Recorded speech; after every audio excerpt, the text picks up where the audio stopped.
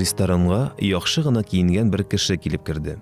Официантка ул: "Миңа яхшы итеп кыздырылган ит кисәге һәм аның янына бер салат алып килегез" дип әйтте. Ләкин ризыгын әле авызына якын китергә дә өлгермәде. Ул кинәт бик каты тавыш белән кычкырып җибәрде. Тагын тешем сызларга тотынды инде", диде ул. Шул арада зур сумка тоткан тагын бер кеше килеп җитте. Сумкасыннан бер дару шешәсе чыгарды да, мамыкны шуңа манып: "Менә, рәхим итегез.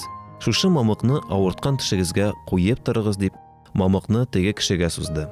Озак та үтмәде, теше авырткан кеше: "Ни хикмәт, чыннан да авыртуым басылды, тешем авыртмый", дип, башкалар ишетерлек әйтеп куйды.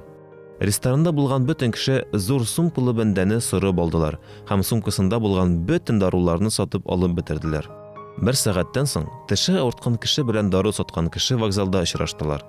Уңышлы башкарылган эшләре белән бер-берсен котлап поезд көтеп торган арада аларны полиция кулга алды. Соңрак билгеле булганча, дару сатып алган бер кеше үзен алдаганнарын белеп, туп-туры полицияга мөрәҗәгать иткән. Алдагычларны чакыртып алып, участковый аларны нинди диндә булуларын сораган. Әлхәмдүлилләһ, без мөселман дигәч, полиция хезмәткәренең моңа бик каты ачуы чыккан.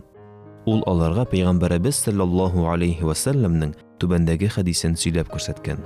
Алдаган кеше безнең өммәтебездән түгел.